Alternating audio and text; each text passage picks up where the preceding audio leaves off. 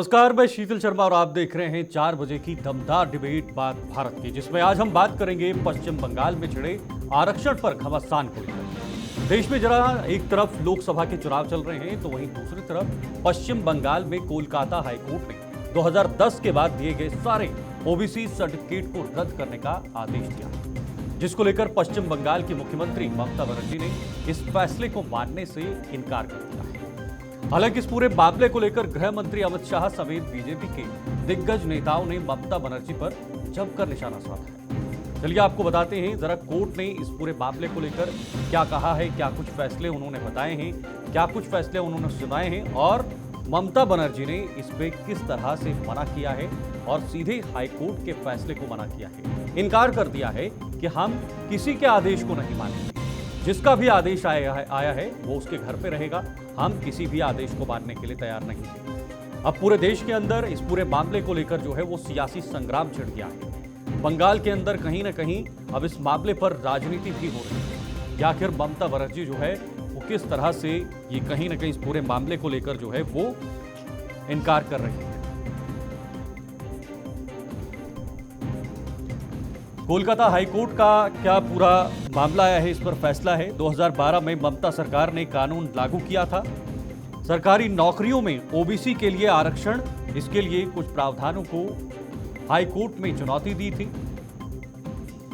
37 वर्गों को दिए गए ओबीसी आरक्षण रद्द किया, यह भी इसमें लिखा गया है। हाईकोर्ट की तरफ से फैसला सुनाया गया है और क्या कुछ इसमें बताया गया है वो भी आपको बताएंगे। मुस्लिमों के करीब 5 लाख ओबीसी के जो कार्ड हैं वो रद्द हैं। हाईकोर्ट ने कानून के प्रावधान को जो है वो रद्द किया है। प्रावधान ओबीसी ए और ओबीसी बी भी 2 कैटेगरी में बनता था। कई जातियों को ओबीसी में शामिल किया गया था। समान अवसर की अवधारणा सभी व्यक्तियों के लिए है, ये कोर्ट का फैसला है, चाहे वो सामान्य वर्ग से हो या फिर पिछड़े वर्ग से हो। अफसरों के हाथों कानून का उल्लंघन नहीं होने देंगे, ये भी इन्होंने कहा है। हाईकोर्ट के आदेश पर अब ओबीसी की नई लिस्ट बनेगी, ये भी फिलहाल इसमें एक जो है वो फैसले में रखा गया है। लेकिन इस पर एक सबसे बड़ी बात जो है वो ममता बनर्जी ने इसे मना किया है। उन्होंने क्या कुछ कहा है, ओबीसी आरक्षण पर ममता बनर्जी के सख्त तेवर दिख रहे हैं। इसके अलावा पश्चिम बंगाल में ओबीसी आरक्षण जारी रहेगा। उन्होंने ये कहा है, संबंधित विधेयक संविधान की रूपरेखा के भीतर बनाया गया है, लेकिन अब हाईकोर्ट ने इसे जो है वो रद्द किया है। घर घर सर्वेक्षण करने के बाद विधेयक बनाया था, ये भी उन्होंने कहा। आरक्षण पर अदालत का फैसला स्वीकार्य नहीं है, ये ममता बनर्जी ने कहा है। सीधे हाईकोर्ट के सामने फैसले को शीर्ष अदालत में चुनौती देने का एक संकेत भी जारी किया है, यानी साफ तौर पर सीधे शब्दों में उन्होंने मना कर दिया है। आपको सुनाएंगे भी ममता बनर्जी ने क्या कुछ कहा है और उसका पलटवार अमित शाह ने किया है। কোর্টকে দিয়ে করিয়েছে, কোর্টের সবাই খারাপ নয়, আমি কোর্টকে সম্মান করি, কিন্তু যে ব্যক্তি এই রায় দিয়েছে যে ওবিসি রিজার্ভেশন থেকে মুসলিমদের বাদ দিতে হবে, আমি তাদের রায় মানি না, আমি মানব না। ওবিসি রিজার্ভেশন চলবে, এর জন্য উচ্চতর কোর্টে যেতে হলে যাব। এরা আমায় চেনে না যে আমি মাথা নত করার লোক নই। देखिए, ये मामला मूलतः वहां से हुआ है कि 118 मुस्लिम जातियों को बिना किसी प्रोसेस, पिछड़ेपन के सर्वे वगैरह के बगैर ममता बनर्जी ने ओबीसी का रिजर्वेशन दे दिया। कोई कोर्ट में गया, कोर्ट ने इसका संज्ञान लिया और 2010 से 24 के बीच में जितने सर्टिफिकेट इश्यू हुए हैं इसको अभी स्थगन आदेश देने का काम हाईकोर्ट ने किया है। ममता बनर्जी पिछड़े वर्ग के रिजर्वेशन के ऊपर अपने वोट बैंक के लिए डाका डालकर वो रिजर्वेशन मुस्लिम जातियों को देना चाहती है। मैं हाईकोर्ट के फैसले का स्वागत करता हूं। ममता जी ने कहा हम हाईकोर्ट के फैसले को नहीं मानते। मैं बंगाल की जनता को पूछना चाहता हूं, कोई ऐसी मुख्यमंत्री हो सकती है, संवैधानिक पद पर बैठी हुई कोई व्यक्ति ऐसी हो सकती है जो कहेगी कि हम कोर्ट के आदेश को नहीं मानते हैं? तो चलिए, फिलहाल हमारे साथ इस वक्त आज के कुछ खास मेहमान जुड़े हुए हैं। इस पूरे मामले को लेकर आज हम चर्चा करेंगे। फिलहाल केसी जैन बीजेपी नेता हैं, हमारे साथ बने हुए हैं। प्रियंका पासवान जी हैं, कांग्रेस के नेता हैं, वो भी हमारे साथ जुड़ गए हैं। और साथ ही साथ सुमित मेहरोत्रा नेता टीएमसी हैं, वो भी फिलहाल हमारे साथ इस खास चर्चा में जुड़ गए हैं। तीनों का बहुत बहुत स्वागत करना चाहूँगा हमारे इस खास प्रोग्राम में जुड़ने के लिए। सबसे पहले सुमित जी, आपसे ही मैं शुरुआत करना चाहूँगा। सुमित जी, जिस तरह से ये पूरा मामला सामने आया है, ममता बनर्जी कह रही हैं कि इस कोर्ट के फैसले को नहीं मानेंगे, इसको नहीं मानेंगे। नहीं शीतल जी, देखिए कहीं ना कहीं कुछ कमी है इसके अंदर कि जल्दबाजी में सरकार, जो केंद्र सरकार है, वो हस्तक्षेप इसमें कर रही है। देखिए उन्होंने जो रिजर्वेशन दिया है वो कोई उठा करके बना करके तो नहीं दिया ना, सर्वे हुआ है बकायदा 2012 के अंदर सर्वे करा करके उसको दिया गया है। पर आज भाजपा जिस तरीके से अन्य कह रही है कि अन्य जातियों को आपने मुस्लिमों को आपने ओबीसी का रिजर्वेशन दे रहे हैं, आप मुझे पता ही ना, वहां पे सर्वे बगैर सर्वे कराए तो कुछ हुआ नहीं ना। शीतल भाई जी जी जी, बोलिए बोलिए। हेलो जी जी जी, आपकी आवाज आ रही है। तो जिसपे जी शीतल भाई, देखिए वहां पे भाजपा गेम करना चाह रही है और हम इसमें चुनौती देंगे सुप्रीम कोर्ट में। अभी कोई चीज ऐसी हुई नहीं, हाई कोर्ट ने अपना फैसला सुनाया है, हम भी दाखिल करेंगे चीजों को काम करने लेकिन आपको नहीं लगता सुमित जी कि ये दूसरा पहलू है कि केंद्र सरकार या जो भी आप कह रहे हैं कि वो करवा रही है, ये सरकार, केंद्र सरकार का जल्दबाजी में फैसला है, लेकिन एक संवैधानिक पद पर रहकर एक सीएम होने के नाते जो पूरे राज्य का मुखिया है, उसका ये कहना कितना जायज है कि मैं हाई कोर्ट का फैसला नहीं मानूंगी? क्या अब संविधान खतरे में नहीं है? नहीं, देखिए हम कोर्ट का सम्मान करते हैं, पर किसी चीज में आप किसी को रिजर्वेशन देने से रोक नहीं सकते। मुझे आप बताइए ना, फैसला ना मानना था तो कह देते कि कम से कम हम इस पे आगे जाएंगे। आपको ये कहने की क्या जरूरत पड़ी थी कि हम कोर्ट का फैसला नहीं मानेंगे? नहीं, उसमें आपने शायद अभी जो वीडियो सुनाया था उसमें आप सुनिए ना, हम कोर्ट का सम्मान करते हैं, हम इसको चुनौती देंगे सुप्रीम कोर्ट में, ये भी चीज है उसमें। आप सुनिएगा, बंगला में उसमें है, हम इसको चुनौती देंगे सुप्रीम कोर्ट के अंदर, ऐसा कुछ नहीं है। और पर आज जिस तरीके से भाजपा चुनाव के समय पे प्रेशर डाल करके, कोर्ट के ऊपर भी प्रेशर डाल करके इस चीज को रोकने का काम कर रही है, सरकारों को गिराने का, चुनने का, ये जनता तय करेगी। और कुछ ही दिन बचे हैं भाजपा के विदाई तय होने में। हमने कोई गलत काम नहीं करा, किसी के विपरीत जाके कोई काम नहीं करा। हम लोग वहां पे चाहते हैं सरकार वहां पे जो चुनी गई है वो काम करती है विभागीय जनता की। ठीक है, ओके। बीजेपी के नेता हमारे साथ केसी जैन साहब बने हुए हैं। जैन साहब, आप पे आरोप लग रहे हैं, बीजेपी पे आरोप लग रहे हैं कि ये बीजेपी का किया धरा है। ममता बनर्जी भी कह रही हैं, ममता बनर्जी के बाकी नेता भी कह रहे हैं। क्या अनपढ़ी थी कि सरकार को इसमें बीच में आना पड़ा? जी, पहली बात तो ये है कि ममता जी सीधे कोर्ट ऑफ कंडम करें। अगर न्यायपालिका के आदेशों का सम्मान नहीं होगा तो फिर संवैधानिक व्यवस्था कहाँ पे बसती है, क्या बसती है? सबसे मूल चीज ये है कि संवैधानिक व्यवस्था में चीजों को बचाए रखने के लिए कार्यपालिका, न्यायपालिका, विधायिका तीनों अपने अपनी जगह पे रह करके काम करती हैं। और ये मामला लंबे समय से पेंडिंग था। ये अलग बात है कि इसका निर्णय अब आया है, लेकिन पहली बात तो कि आरक्षण गलत तरीके से दिया गया। दूसरी बात ये कि न्यायालय के निर्णय का सम्मान नहीं। ममता जी जिस प्रकार से बगावत की सुर अपना रही है, संविधान को चुनौती दे रही, न्यायपालिका को चुनौती दे रही है कि हम इसको लागू नहीं होने देंगे। हमने पहले भी लागू नहीं होने दिया कई सारी चीजों को, इसको भी नहीं लागू होने देंगे। तो कुल मिला करके सीधे सीधे न्यायपालिका की अवहेलना करना, न्यायिक प्रक्रिया, न्यायिक अधिकारी वहां पे कोई फोर्स लेके नहीं चलता है। वो बौद्धिक क्षमता से वहां पर न्यायालय के अंदर बैठ करके दोनों पक्षों को सुनने के बाद न्यायालय निर्णय लेता है और आदेश देता है। आदेशों का पालन कराना, जो मुख्यमंत्री है जिनके पास लॉ एंड ऑर्डर की पूरी व्यवस्था है, जिनके पास पुलिस फोर्स है, जिनके पास सब कुछ है, वो उसको पालन कराते हैं न्यायालय के आदेशों का। और मुख्यमंत्री उस पर बगावत पे आ जाए कि हम इसको लागू नहीं होने देंगे। जो लागू, जिसकी जिम्मेदारी है कि न्यायपालिका के आदेशों को लागू कराए, उसका एग्जीक्यूशन कराए, उसको फॉलो कराए, एग्जीक्यूट कराए, उसका विरोध करना। साथ ही साथ एक चीज और है शीतल जी, कि जिस प्रकार से 118 मुस्लिम जातियों को इसमें शामिल करना, जिसका लाभ 5 लाख से ज्यादा लोगों को ओबीसी सर्टिफिकेट के रूप में मिला है, ये बिल्कुल ओबीसी वर्ग के ऊपर डाका है। क्योंकि ये सुप्रीम कोर्ट का आदेश है कि 50% से ज्यादा आरक्षण नहीं हो सकता है। आपने जो आरक्षण दिया है, ये 5 लाख लोग कौन है? जो ओबीसी पहले से जो पिछड़े हैं, पहले से पिछड़े और अगड़े की परिभाषा क्या है? पिछड़े ये जो समाज में जिनको एक तरीके से पूरा सम्मान नहीं मिला और तमाम सारे कारणों से बराबरी में ना होने के कारण वो पिछड़ गए। लेकिन मुस्लिम वर्ग में कोई जाति भेद है नहीं, वहां पर जात के आधार पर मुस्लिम समाज में कोई भेद नहीं। ठीक है, वहां पे आप ओबीसी का आरक्षण कैसे दे रहे हैं भाई? ठीक है, प्रियंका जी भी बनी हुई है मेरे साथ, उनके पास भी जाएंगे। प्रियंका जी, ये जो पूरा मामला आपने देखा है, हाई कोर्ट का आदेश किस तरह से आया आरक्षण को लेकर, ओबीसी को लेकर, और कहीं ना कहीं उसके बाद ममता बनर्जी का ये बयान कि मैं इसको नहीं मानूंगी, मैं इस हाई कोर्ट के आदेश को बिल्कुल इनकार कर रही हूँ, कैसे आप देखते हैं कांग्रेस के नेता होने के नाते? देखिए, इसमें अगर हम देखिए, मेरी वॉइस इको हो रही है, प्लीज इसको करेक्ट करवाइएगा जी। इसमें इसमें जो अगर मामला हम सब देखते हैं तो किसी याचिकाकर्ता ने ये डाला होगा कि भाई हमारा हक मारा जा रहा है। अब ये ओबीसी वर्ग के अगर लोगों ने डाला है और उसमें अगर आ रहा है इनका कि ठीक है, ये हाई कोर्ट ये कोर्ट का ऑर्डर आया है और अभी टीएमसी नेता बोल रहे हैं हम लोग विधानसभा में बैठ करके हम लोगों ने सर्वे करके लोगों को तब ओबीसी वर्ग में शामिल किया।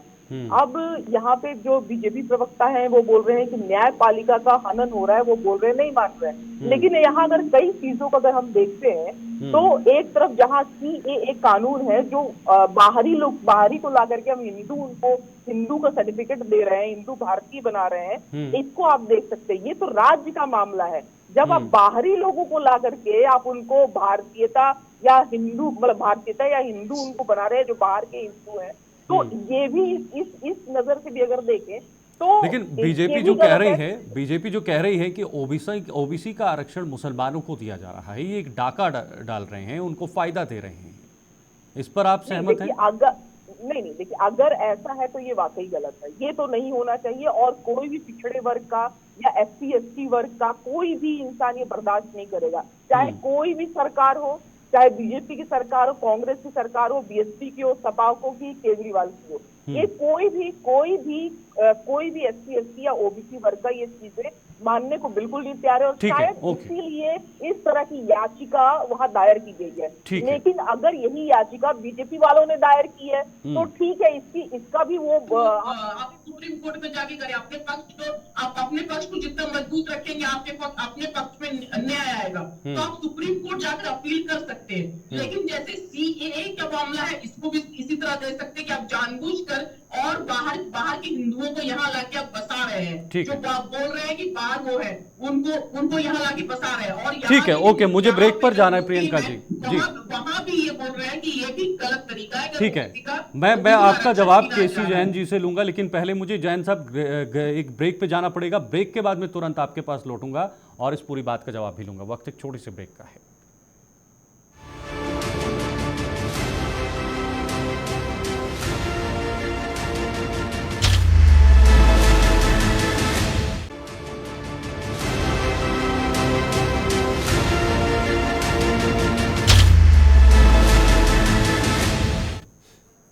चलिए, ब्रेक के बाद एक बार फिर से आप सभी का बहुत बहुत स्वागत है और आप देख रहे हैं हमारा खास कार्यक्रम बात भारत की। हमारे साथ तीनों मेहमान जुड़े हुए हैं और फिलहाल मैं केसी जैन साहब के पास जाना चाहूँगा। बीजेपी के नेता हैं, कांग्रेस की नेता ने पहले कहा, मैं चाहूँगा कि आप जवाब दें। प्रियंका जी ने कहा कि ये गलत है अगर वाकई में ओबीसी का आरक्षण जो है वो मुसलमानों को दिया जा रहा है। तो देखिए, प्रियंका जी ने एक सही बात का समर्थन किया, लेकिन जो दूसरी बात प्रियंका जी ने रखी कि बाहर के लोगों को लाके बसाया जाए।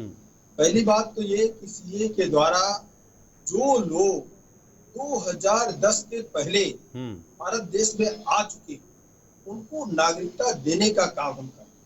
यानी कि एक तरीके से जो यहाँ पर लगभग 12 से 14 साल से यहाँ पर लगातार रह रहे उनको नागरिकता देने का काम हो रहा है। वो इसलिए वहां से पलायन करके आए हैं क्योंकि वो वहां पर प्रताड़ित हो रहे थे। बहुसंख्यक समाज, मुस्लिम समाज वहां पर जिस प्रकार से आप देखिए कि तमाम जगहों पे पाकिस्तान में जो मंदिर हैं वो खाली पड़े और वहां पे अगर एक दो व्यक्ति वहां पर रह रहे हैं तो उनको ना तो वहां पूजा कर सकते हैं, ना अर्चना कर सकते हैं, ना होली मना सकते हैं, ना दीपावली पे दीप जला सकते हैं। मानसिक प्रताड़ना झेल रहे हैं और उनके घर की लड़कियों को भी बुर्का पहन के बाहर निकलने के लिए पाबंदी की जाए।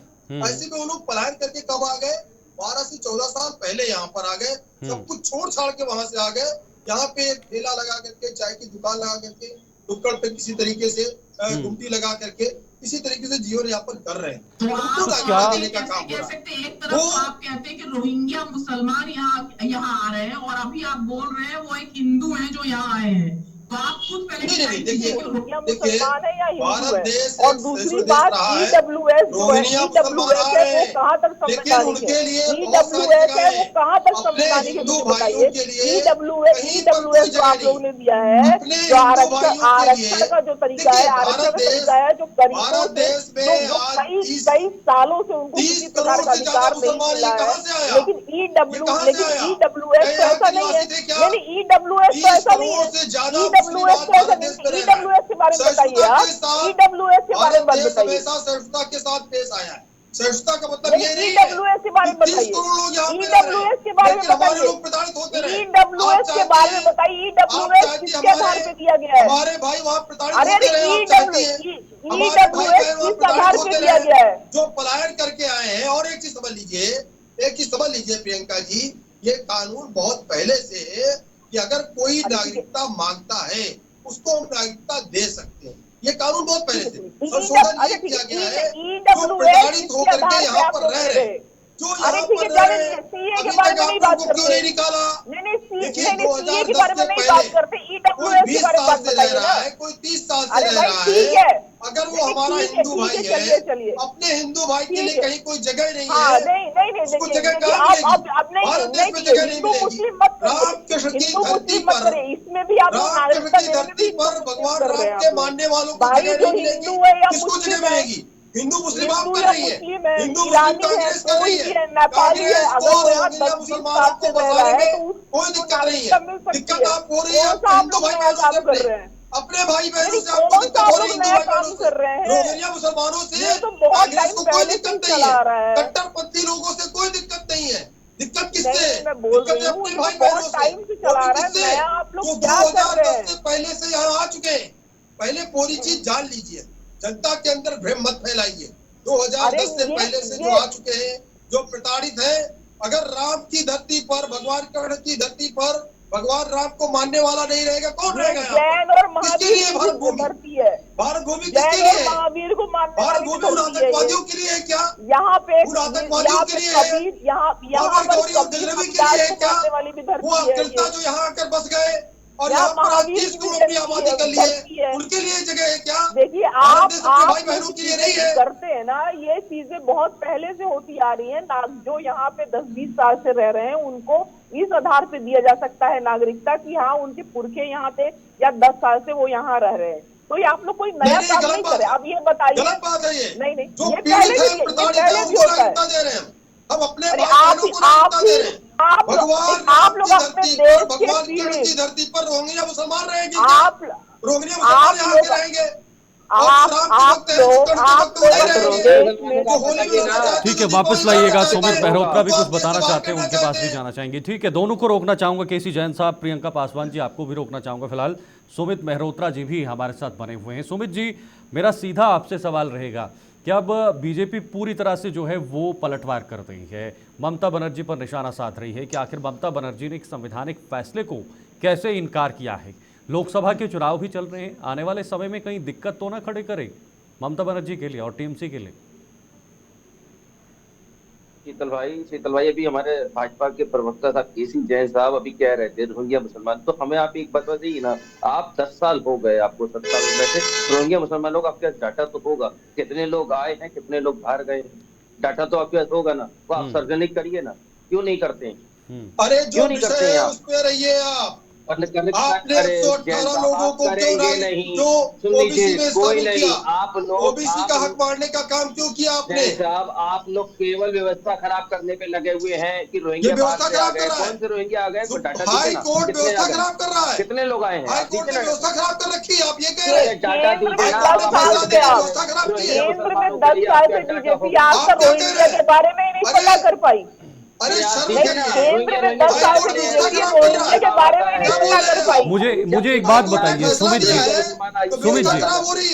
सुमित जी, मुझे एक बात बताइए, प्रियंका जी आपसे भी मेरा सवाल रहेगा। जब राम मंदिर का मुद्दा हल हुआ था, राम मंदिर जब बना था, तो विपक्ष एक सुर में कह रहा था कि ये सुप्रीम कोर्ट का फैसला है, ये कोर्ट ने बनाया है, कोर्ट का फैसला सामने आया है। तो आप मानिए ना कि हाई कोर्ट का फैसला है, तो इसको तो मानना पड़ेगा, कोर्ट की तरफ से फैसला है, संवैधानिक फैसला है। भाई देखिए, मानने का नहीं, यही तो बोल रही हूँ कि अगर वो विधानसभा में उन्होंने बोला कि हमने ऐसे ऐसे किया, अब वो आगे जा सकते हैं, सुप्रीम कोर्ट में अपनी बातें रख सकते हैं। देखिए, और यहाँ पे ये भी मैं पूछ रही हूँ, EWS किस आधार पे दिया गया है?